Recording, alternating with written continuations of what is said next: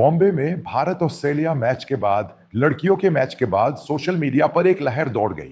नाम है Jemimah Rotax. आप इसके बारे में पढ़ सकते हैं न केवल सोशल मीडिया पर बल्कि पूरे भारत में, न केवल अखबारों में, बल्कि यह एक बड़ी लहर बन गई है और यह दो तीन कारणों से बहुत महत्वपूर्ण हो गई है। पहला, यह लड़की एक निम्न मध्यम वर्ग से आती है, यानी भारतीय क्रिकेट टीम ने ऑस्ट्रेलिया के खिलाफ इस जीत की कोई संभावना नहीं थी, जो कि लड़कियों का मैच था, और वह इस लड़की के अकेले प्रयास से जीता था। उसके बाद इस लड़की ने मीडिया को एक साक्षात्कार दिया और उसने कहा कि उसके इतने आत्मविश्वास और इस तरह प्रतिस्पर्धा करने के पीछे का कारण भारत नामक महान देश है। दूसरा, जीसस क्राइस्ट वह है जिस पर वे दृढ़ता से विश्वास करते हैं और वे उसके नाम पर बाइबल के शास्त्रों को उद्धृत करते हैं। उसके प्रतिस्पर्धा करते रहने और जीतने का कारण विभिन्न तरीकों से झेले गए गंभीर उत्पीड़न थे। अपने परिवार को दुखी के बाद भी वह जीवित रहने और भारत को एक ही पल में जीत दिलाने में कामयाब रही। जिस लड़की को वे देख रहे हैं वह अब तक का उनका सबसे बड़ा प्रोजेक्ट है और उसने लोगों को सच बताया है और वह सोशल मीडिया पर सनसनी बन गई है। यानी ठीक एक साल पहले वह वही लड़की है क्योंकि वह राज्य और राष्ट्रीय स्तर पर खेल चुकी है। उसके नाम पर मानद सदस्यता दी जाएगी। महत्वपूर्ण क्लब हैं क्रिकेट क्लब खार जिमखाना। उनके पिता इवान रोड्रिग्स बॉम्बे में एक पादरी है जो आम गरीबों के बीच काम करते हैं। पेशा पादरी का है, एक क्रिकेट कोच भी है। वो ऐसे कोच नहीं हैं जो पैसे वाले लोगों को सिखाते हैं, जो खुद को क्रिकेट कोच कहते हैं। आप में से जो लोग क्रिकेट के बारे में जानते हैं उनके लिए इस तरह की कोचिंग, आप जानते हैं कि एक क्रिकेट कोच के बोर्ड पर कुछ नाम होते हैं, यानी वे जो राष्ट्रीय स्तर पर खेल चुके हैं और वे जो अंतर्राष्ट्रीय स्तर पर खेल चुके हैं। शहर में जो कोचिंग सेंटर चल रहा है उसमें बहुत पैसा खर्च होता है। अंदर एक सस्ता जिम है, लेकिन यह एक बड़ा उच्च वर्ग, एक विशेषाधिकार प्राप्त समूह, एक विशाल चित्र, लोगों का एक बड़ा अंतर्राष्ट्रीय जोड़ा है और वे प्रशिक्षण ले रहे हैं। अगर यह एक बड़ा आयोजन है तो सभी सामान्य लोग, सभी आकांक्षी प्रेरित भारतीय लोग, वे सभी लोग इसमें शामिल हैं। इसके कोचों में से एक इवान रोटैक्स थे जो उस लड़की के पिता है। वे एक पादरी है। उन्होंने अपनी प्रार्थनाओं से इस पूरे आयोजन की शुरुआत की। वे मूल रूप से वहां के मराठी नहीं हैं। उनका जन्म मैंगलोर के एक कैथोलिक परिवार में हुआ था। वे वहां से चले गए और बॉम्बे आ गए। यहीं इन लड़की का जन्म हुआ। उन्होंने उनके साथ एक कॉन्वेंट स्कूल में पढ़ाई की। फिर जब यह लड़की आरवी रस्बी institute of arts and science में पढ़ रही थी तो क्रिकेट से अपने रिश्ते के कारण वह बॉम्बे टीम, राज्य टीम और राष्ट्रीय टीम में शामिल हो गई। इसलिए उसके खिलाफ मामला दर्ज किया गया। शिकायत है कि वह वहां आने वाले बच्चों और अन्य लोगों का धर्म परिवर्तन करने की कोशिश कर रहा है और इसी नाम पर उसने इस लड़की का सम्मान और इस क्लब की सदस्यता छीन ली और उसे निलंबित कर दिया। पहले तो इस बारे में जांच हुई और जांच में धर्मांतरण की कोई घटना नहीं हुई, यानी जैसा कि हमने भारत में पहले भी देखा है, जबरदस्ती धर्मांतरण। कई लोग इस तरह के कई झूठे मामले दर्ज करा रहे हैं। कह रहे हैं कि कई जगहों पर जैसे चाहे इस जिमखाना में इस लड़की और उसके पिता पर झूठा मामला दर्ज करा दिया जाता है। इस लड़की को समझना चाहिए कि वह इसकी शिकार है।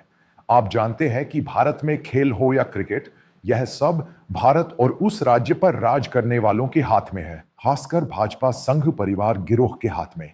उन्होंने अभी तक पूरी तरह से तय किया है कि किसे टीम में आना चाहिए, किसे टीम में खेलना चाहिए और किसे नहीं। यानी उन्होंने उस लड़की को उसकी अच्छी फॉर्म से पूरी तरह से बाहर कर दिया है और वह लड़की वास्तव में इस पर प्रतिक्रिया दे रही है।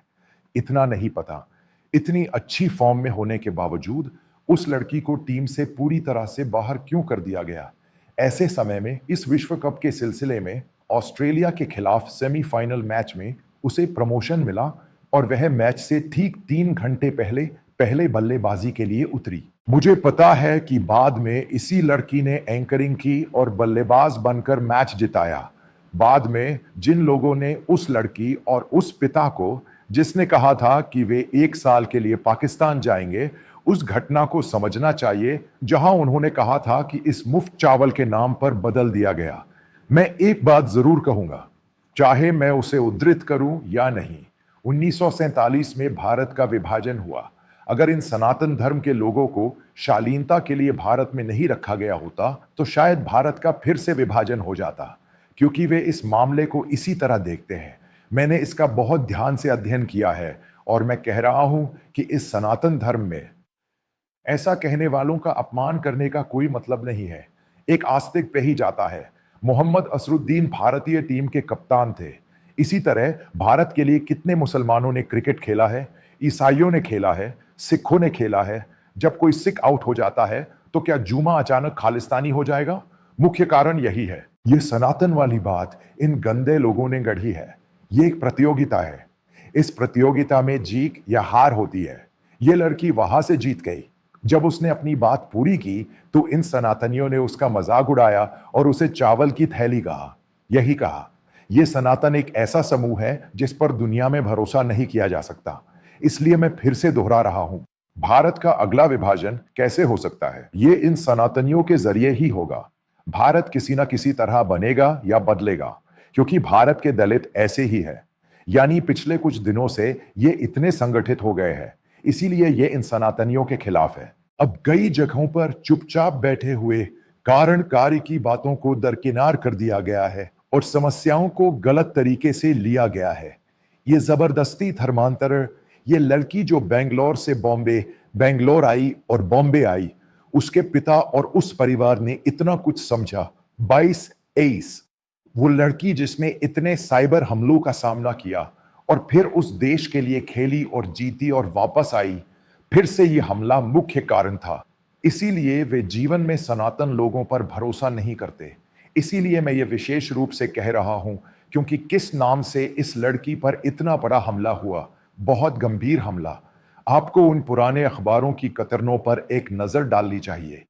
यह व्यक्ति इयान रोड्रिग्स, उसके क्लब में गरीब बच्चे, जब वो उनके घर प्रशिक्षण लेने आता है तो उनके पास ये बच्चे होते हैं जो झुग्गी झोपड़ियों से आते हैं। उनके पास क्रिकेट सीखने के लिए पैसे नहीं है। वे वहां जाते हैं और अपनी दवा का खर्च उठाते हैं या वहां जाकर प्रार्थना करते हैं। यही तो हर इंसान करता है। उसने बस यही किया है। उसने कई बार वहां बुकिंग कराई है और सब आते हैं और प्रार्थना करता है जो चाहे। प्रार्थना कर सकता है, वो पादरी है।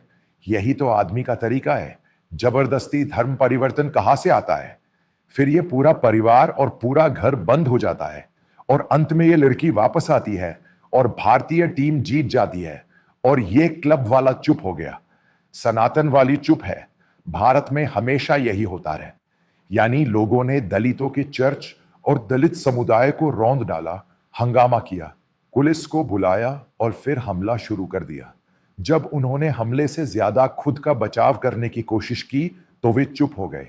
मैंने पहले भी कई वीडियो में यही कहा है, क्योंकि अब कोई भी एक दो धमकियों या डराने धमकाने के बाद पीछे नहीं हटेगा। मैं आपसे एक सवाल पूछता हूं, इस लड़की और उस परिवार को इतनी इतनी हिंसा की धमकी मिलने के बाद भी क्या वे पीछे हटे? नहीं। बहुत से लोग जो अब यह कह रहे हैं, उन्हें समझ है कि अगर कोई मुद्दा उठता है तो पुलिस जो इतनी शक्तिशाली है, अगर उन्हें उसी बल और अन्य ताकतों से धमकाया जाए तो वे पीछे हट जाएंगे। देश की नींव उन मूल्यों को कहा जाता है जो हमारे पूर्वजों ने, जिन्होंने इसे बनाया, हर भारतीय को सिखाए थे। वो हिंदू है, वो इसमें विश्वास कर सकता है, यह उसकी पसंद है। वो इसका प्रचार करता है, ये उसकी पसंद है। क्या आप ऐसा चाहते हैं? मैं यही कह रहा हूं।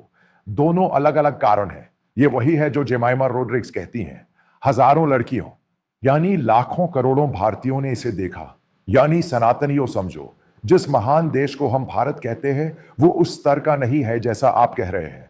अगर हम यहाँ की लड़कियां कहते हैं तो ये घर की रसोई में बैठी लड़कियां नहीं है, वे आगे आएंगी। यानी ये सब समावेशी है, यानी सब साथ है। जिस महान देश को हम भारत कहते हैं वो सिर्फ सनातनियों और इन गंदे लोगों का देश नहीं है। जेमाइमा रोड्स को बुलाने वाली लड़की ने हमें भारत में दिखाया कि भारत ही सही देश है।